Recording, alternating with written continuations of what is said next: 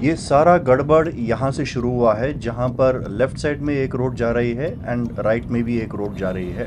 सारा traffic right वाले road पे जा रही है और लेफ्ट वाले रोड पे अगर आप देखोगे वहाँ पर तो वो नो एंट्री वाला साइन लगा हुआ है और सारा ट्रैफिक राइट में जा रहा था और इसी ट्रैफिक को फॉलो करते करते मैं एक्सप्रेस वे पे चला गया।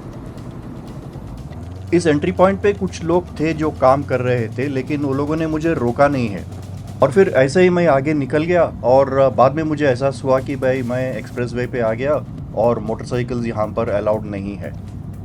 मुझे लग ही रहा था कि चलो मैं इस चक्कर से बाहर निकल गया और सही रास्ते पे हूँ, तब सडनली मुझे ये दिखा कि भाई यहाँ पर तो और भी गड़बड़ है।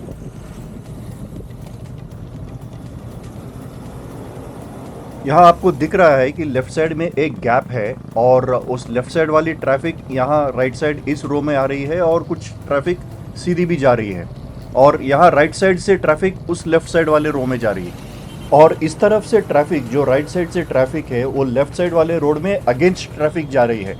ये कुछ गड़बड़ लग रहा था मुझे कि यार ये कैसे जा रहा है रोड, क्योंकि सारे बाइक्स उस तरफ जा रहे थे तो मैंने सोचा कि ये शायद मुंबई का ही रोड होगा और मैं उसी को फॉलो करने उस तरफ निकल गया।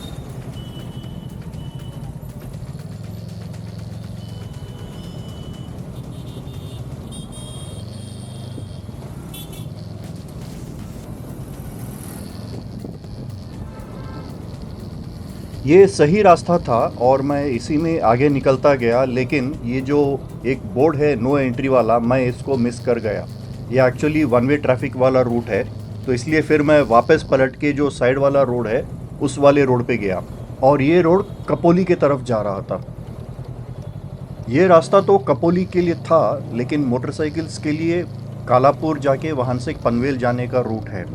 तो मुझे ये पता नहीं था कि भाई मैं कालापुर के रास्ते में जा रहा हूँ या नहीं जा रहा हूँ और गूगल मैप मुझे सही डायरेक्शन दे रहा है नहीं, वो भी मोटरसाइकिल के लिए।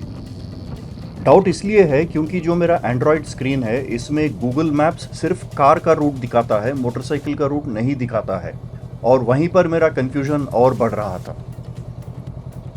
इस बीच क्योंकि मेरा फ़ोन हैंडल बार पे लगा हुआ था और गर्मी बहुत थी, तो मेरा फ़ोन कम्प्लीटली गर्म हो गया और गूगल मैप्स काम करना बंद कर गया।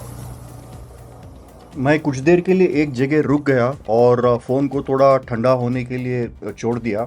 फिर उसके बाद फिर मैं मैप को वापस चालू किया, लेकिन फिर भी कन्फ्यूज़न था कि भाई मैं सही रास्ते में हूँ या नहीं।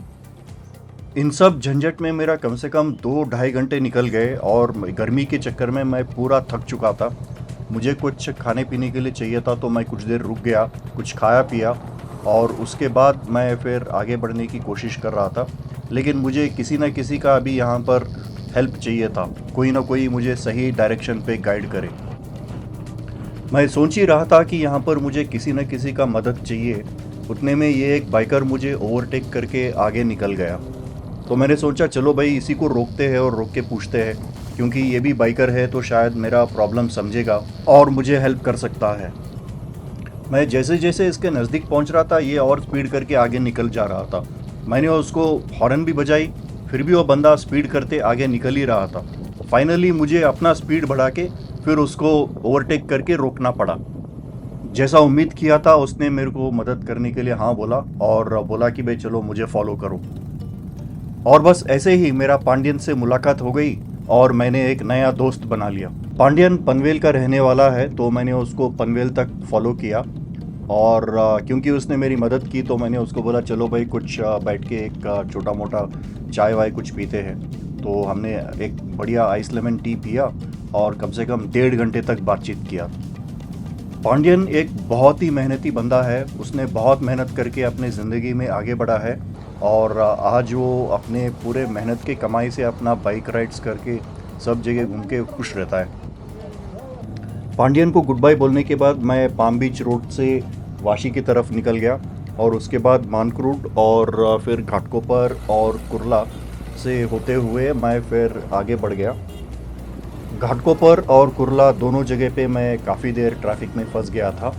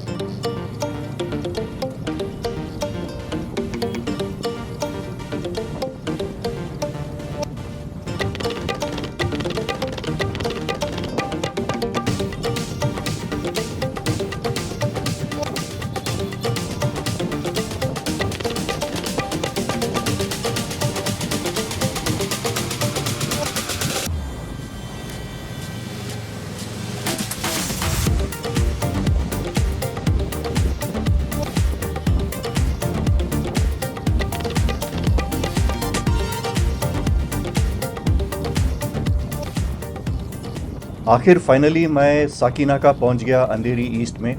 साकिनाका मेरे लिए बहुत ख़ास जगह है क्योंकि मैंने यहाँ पर बहुत साल काम किए हैं और यहाँ रहा भी हूँ, और मुझे काफ़ी अच्छे यादें हैं साकिनाका की। मैं जब मुंबई छोड़ा था तब मेट्रो ट्रेन्स नहीं थे, काम भी शुरू नहीं हुआ था, तो ये एरिया पूरा बदल चुका है।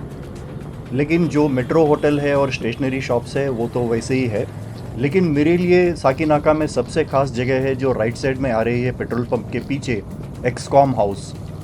जिस दिन से मैं इस ऑफिस में काम करना स्टार्ट किया, मेरी पूरी ज़िंदगी बदल गई है।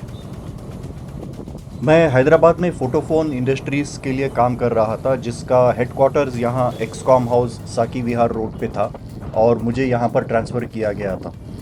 यहाँ से मेरा जो करियर है वो एक फ़ास्ट ट्रैक पे आ गया था और काफ़ी अच्छा आगे बढ़ चुका था मैं।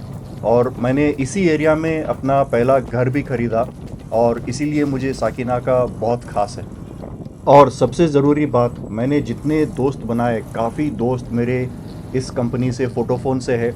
आज भी बहुत सारे लोग के साथ जुड़ा हुआ हूँ मैं, और ये एक छोटा परिवार जैसे था।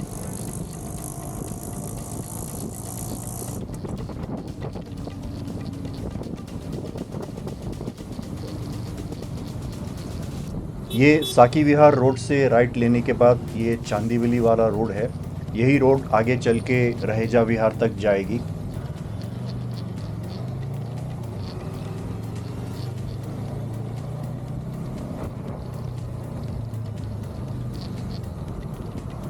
ये पहुंच गया मैं रहेजा विहार जो चांदीवली में है, एंड इसी रहेजा विहार में मेरा अपना घर भी है। तो दोस्तों, मैं इस वीडियो को यहीं पर एंड करूंगा। ये मेरा पहला फेस है जो हैदराबाद से सिंगापुर तक का जर्नी में। फर्स्ट स्टॉप मेरा मुंबई है और मैं मुंबई पहुंच चुका हूं। मैं मुंबई में कुछ दिन रहूंगा, सिद्धिविनायक जाऊंगा और उसके बाद कुछ दोस्तों से मिलूंगा और मुंबई का भी कुछ फुटेज शूट करूंगा। मैंने शायद अब तक ये नहीं बताया कि अगर मुझे नेपाल जाना है तो मैं मुंबई क्यों आया हूँ। मैं सीधे निकल गया होता था हैदराबाद से, लेकिन इसका रीज़न कुछ और है। मैं आपको बताता हूँ अगले एपिसोड में। बहुत बहुत शुक्रिया मेरा इस वीडियो को देखने के लिए। अगर आपका कोई कमेंट सजेशंस है तो प्लीज़ मेरे से शेयर करिए, और मेरे चैनल को सब्सक्राइब कीजिए, और अगर आपको वीडियोस अच्छा लगता है तो लाइक भी कर दीजिए। Thank you.